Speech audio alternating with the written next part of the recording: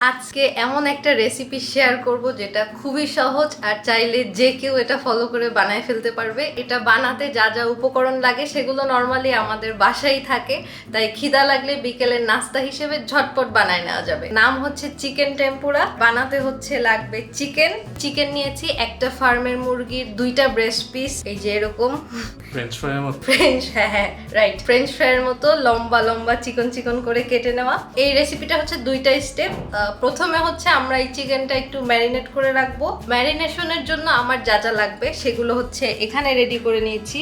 Soya sauce, রসুনের paste বা চাইলে রসুনের পাউডারও দেওয়া যাবে, গার্লিক পাউডার, আর হচ্ছে লবণ, ব্ল্যাক পেপার। এখন আমি চিকেনের মধ্যে এইগুলা দিয়ে মিক্স করে নিব। সয়া সস আছে হচ্ছে 1 চা চামচের একটু বেশি পরিমাণে। গার্লিক পেস্ট এখানে আছে হচ্ছে 1/2 চা চামচ পরিমাণ গার্লিক পেস্ট। লবণও এখানে আছে পরিমাণ মতো। কালো গোলমরিচের গুঁড়া এটা একটু বেশি নিছি, এটা 1/2 চা চামচ পরিমাণই হবে। তো এটা জাস্ট আমি একটু সবগুলো একসাথে মিক্স করে নিলাম। এগুলা মিক্স করে এখন আমি হচ্ছে এটা ফ্রিজে রেখে দিব আধা ঘন্টার জন্য। অবশ্যই রাখতে হবে, না হলে কিন্তু এই চিকেন পিসগুলোর মধ্যে টেস্ট যাবে না। সো এটা আমি এখন ফ্রিজে রেখে দিচ্ছি আধা ঘন্টার জন্য। এই সময়ের মধ্যে আমি এখন একটা ময়দার মিক্সচার বানাবো, এই জন্য যা যা লাগবে সব আমি রেডি করে নিলাম। এখান থেকে সবই সাদা রঙের, কোনটা কি বুঝবা কিভাবে? এটা যদি তুমি বুঝতা তাহলে তো রেসিপিটা তুমিই বানাতা। তো কি কি লাগবে বলি। এখানে হচ্ছে ময়দা, তারপর হচ্ছে কর্নফ্লাওয়ার, চালের গুঁড়া, লবণ, বেকিং পাউডার আর হচ্ছে মরিচের গুঁড়া। সো এই কয়টা জিনিস দিয়ে আমি এখন একটা মিক্সচার বানাবো। তো প্রথমে হচ্ছে ময়দাটা নিয়ে নিলাম। এখানে ময়দা আছে 1 কাপ পরিমাণ। কর্নফ্লাওয়ার দিব 2 টেবিল চামচ পরিমাণ। চালের গুঁড়া এটা দিব 1 টেবিল চামচ পরিমাণ।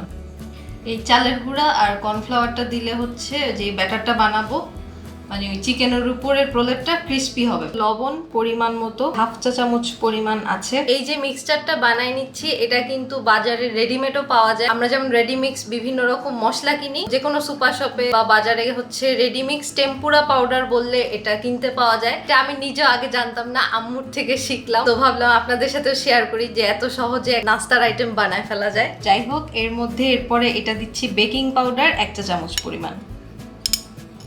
এখানে 1 চা চামচ পরিমাণ আমি নিছি আগে অলরেডি। বাজারে যে টেম্পুরা পাউডারগুলো পাওয়া যায় ওগুলোর মধ্যে নরমালি লাল মরিচের গুঁড়াটা থাকে না। রেডিমিক্সটা কিনলে হচ্ছে রেডিমিক্স পাউডারের সাথে জাস্ট একটু, মানে যারা ঝাল খেতে চান তারা এই লাল মরিচের গুঁড়া অ্যাড করতে পারেন, আর যারা ঝাল খাবেন না তারা এই মিক্সচারের মধ্যে এই লাল মরিচের গুঁড়া না দিলেও চলবে। বাট আমি একটু দিলাম, অল্প একটু দিলে মজা লাগে, টেস্টটা ভালো হয় খেতে, স্পাইসি।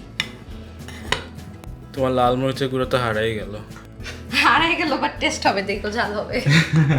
তো এখন আমি এর মধ্যে দিব ঠান্ডা পানি। এই পানিটা হচ্ছে আমার যতটুকু লাগবে আমি ততটুকু ইউজ করব। এই যে দেখো আমার মরিচ হারায় নাই, লাল মরিচ দেখা যাচ্ছে।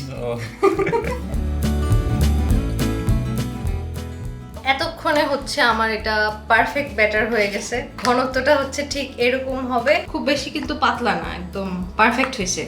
তো আমার এটা হচ্ছে, আমার কাপটা কিন্তু একটু বড় 1 কাপ পানি পুরাটাই লাগলো। দেখছো বানানো কত সহজ, এরপর থেকে তুমি বানাইতে পারবে না? তোমার হাতেরটা তো বেশি মজা। তো আমি এখন গরম তেলে এগুলো ভেজে নিব। এই জন্য এই যে জাস্ট ম্যারিনেট করে রাখা এই চিকেনগুলো এই ব্যাটারের মধ্যে একবার এভাবে দিয়ে চুবায় উঠায় এইরকম গরম তেলে ছেড়ে দিব। চুলার আঁচ কিন্তু বেশি বাড়ায় রাখলে দেখা যাবে যে ভিতরে চিকেনটা হয় নাই, বাইরে দিয়ে হয়ে গেছে। সো আমি মিডিয়াম থেকে একটু কম আঁচে রেখে সবগুলা ভেজে নিব। ওয়াও, আস্তে আস্তে দেখি ফুলে উঠতেছে এগুলা।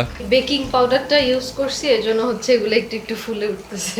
সুন্দর হচ্ছে, কিউট আর সুন্দর একটা স্মেল আসছে। যেহেতু এটা আমি ডুবো তেলে ভেজে নিচ্ছি, সো বেশি নাড়াচাড়া করার দরকার নাই। জাস্ট এক পাশ হয়ে গেলে আস্তে করে একটু একবার উল্টাই দিব।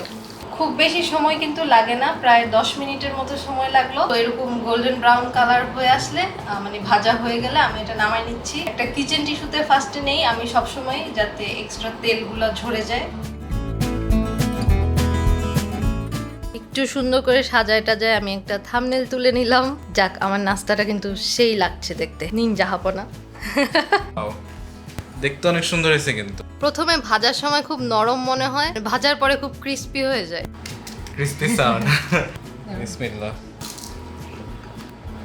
মজা হয়েছে কিন্তু, মানে জিনিসটার কোটিংটা কেমন হয়েছে আসলে আমরা যে স্ট্রিম টেম্পুরা খাই না রেস্টুরেন্টে, ঠিক সেরকম হয়েছে কোটিংটা। ভালো হয়েছে। একদম। তাহলে চলো আমরা একটা রেস্টুরেন্ট খুলে ফেলি। চলো।